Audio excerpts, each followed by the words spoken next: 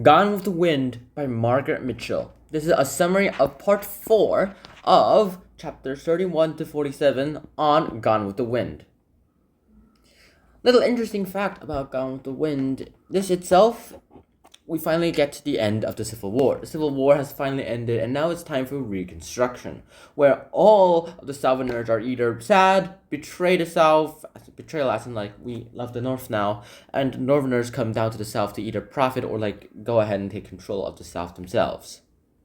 Now, last time we left off, Ashley came home after the Civil War, and the Civil War eventually got lost. And we all know who won the Civil War, mainly because we are like 100 years after the Civil War ended. Probably, actually, it's a lot more than 100 years, but it doesn't matter. The details don't matter right now. What does matter though right now is that Ashley's home, everyone in Tara's home, and safe and sound, and well, the ranch and the plantation itself.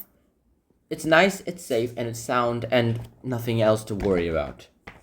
There is something to worry about, though. Gone with the Wind itself has taught us something. Now it's time for Reconstruction. Reconstruction itself is a terrible thing, mainly because all the Northerners have destroyed all the lumber mills and all the few factories that already exist in the South. Like the Northerners did all that. And with the very few ones remaining, those become very, very profitable. So let's get this started with. Now, aftermath. It's after the Civil War. Our dear old Scarlet is trying to find some money. There's this guy named Will, and he's all like, so this landowner guy came in here, like this government official came here and asked for taxes. And she's all like, but we already paid the tax. And then he said, well, they say that it's not enough and that you need to pay like $300 more. Keep in mind that this is the 19th century and that $300 is like $100 is already a lot. Like think of it as giving up your very fancy refrigerator, the one Technoblade one. Rest in peace, the legend. So $300 is a ridiculous sum at the time, and so of course Scarlet has to go ahead and find a way to make money. So she goes off and begs off to Ashley. And Ashley's like, I want to leave this place. And he's like, but you love me. And he's like, okay, when did I say I love you? And why do you think I do love you? Because you do love me, and does all this happy stuff. And he's like, okay, fine, I'll say this. I do love you for all your courage and stuff and all this. But I have a good wife and I have duty. At least some duty. So if you're not going to understand me, I'm never going to make you be able to understand my mind. So, yeah.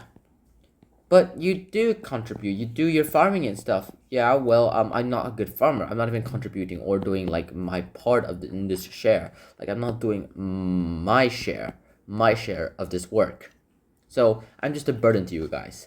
You're not a burden to us. You're also working, too. I just told you. I'm still a burden to you because I'm terrible at farming and things.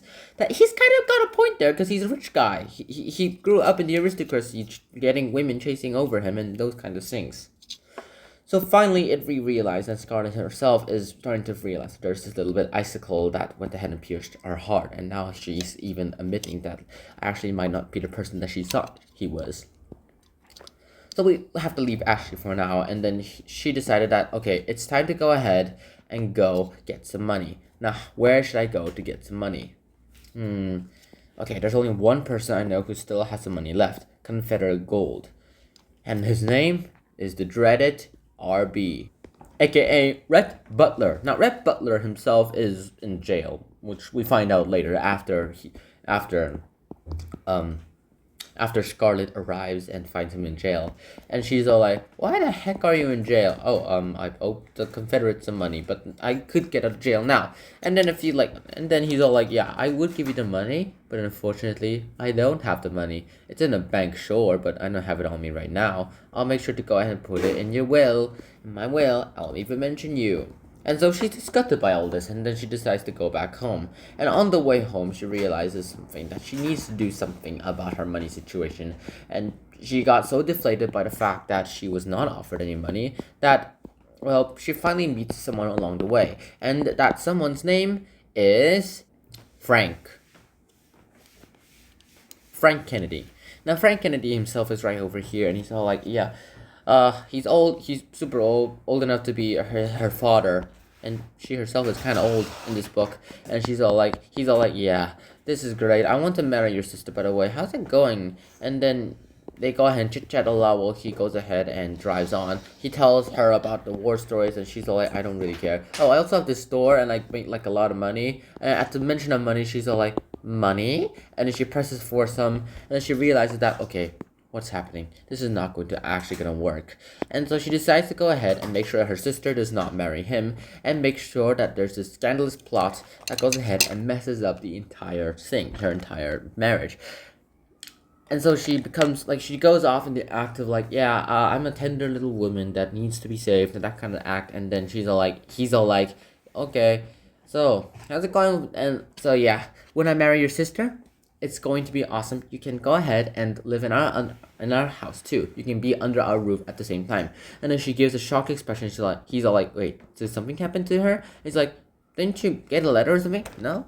What letter? She's going to marry someone else next month. She says she's too tired waiting for an old maiden. He's like, what the? Later on, he goes ahead and proposes to her. Their reputations are tarnished now, but they're like, who cares? Who cares? So they go ahead, they work together, and now that they're together, they go ahead and decide to become like everything else. Scarlet eventually realizes that, okay, so apparently this guy, this old man is too kind. He has several people who owe him debts. And he's all like, but I don't need those debts. I'd rather lose money for friendship. Yeah. How cute. And so Scarlett's all like, but you need this money. Otherwise, it's not going to work. He's like, what do you know about business? A lot, actually. More than you know, she thinks. And then he tells her about, like, the sawmill that he wants to buy. And, the owner needs some cash really quick, so he'll sell it cheap. He's like, I'm just going to save up a little bit more and then go off. And so, once again, Scarlett decides that she needs to run that mill. Otherwise, well, he's going to lose money overall. He's content of, losing money for the rest of his days for all he cares. And then this happens. She finally goes ahead and goes face-to-face back with Rhett Butler.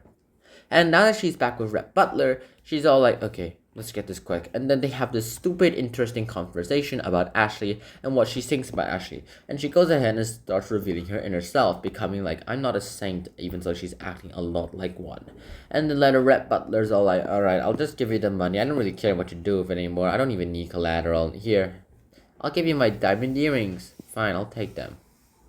And so they go off and they buy the mill. And shocking her wife. Shocking her husband at the same time. And he's all like, but you're feminine. Well, I'm very masculine. Sorry for going ahead and not being feminine, not being very masculine during our courtship, by the way. But this is how it works. But I should be the one caring for you. Yeah, but you suck at that. So I'm taking over now. See ya. Also, get back the money that people owe you, like several months in advance. And then he realizes that she is way more masculine than he is. She wakes up earlier than him to go to the log mill way earlier than him, the sawmill, I mean. And he realizes that, okay, maybe I should go ahead and stay in the store. And he asks for some of the money to be contributed to his store. And she's like, yeah, no, I'm gonna send most of it to Tara, to the Tara upkeep of the Tara household. And after that's over, I'm going to go ahead and put it in the mortgage as well too. And he's like, what the heck? A woman having a job? Unheard of! Note that this is like the 19th century. This is women's suffrage rights, and the fact that women can do everything that a man can do is only like pretty new compared to how women were treated in history. Women who watch this video, please do not become offended. And so with Tara's upkeep and the taxes being all paid and Rhett Butler becoming like this little millionaire friend,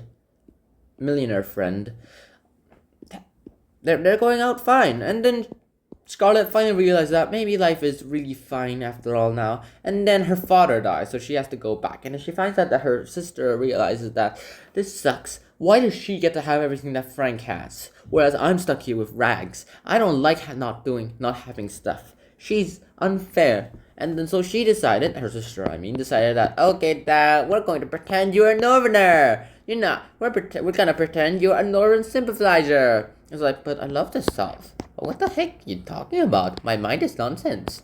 But seriously, his mind was a bunch of nonsense after his wife died, aka their mother. And so after they found out about this, all the neighbors were like, "How dare you go ahead and how dare you go ahead and become a traitor to the South?" So they're probably not going to like her anytime soon. They will probably forget about it soon. But this was pretty scandalous. Like, why does she have to go and profit from the South when our father can just go ahead and get from the Yankees $1,500, which is like millions of dollars at the time. We have more interesting conversations with Red Butler, and then we have we have Scarlet being sexually assaulted by a black man, and then the black man goes ahead and decides that, okay, you know what, I'm gonna go find some money, and then someone orders the black man to go ahead and go inside her bosom to get some money, and he rips the bosom apart, and luckily, Scarlet is saved and she gets away in time. But this shows how much the South really hated these free black people. Now, this is one of the reasons why they created the Ku Klux Klan, because they lost all the power in their South. Like, they can't control their power anymore. They created the KKK to maintain some power and feel like they still have some powerful position over these people. That's why they created the Ku Klux Klan, the KKK. Other than that, there's not much else. We have some more Scarlet Red and conversations, and then that's about it. That should be about it. That's the end of Gone with the Wind. I really hope you guys enjoyed this episode. But until next time, Shihana, peace. Bye bye.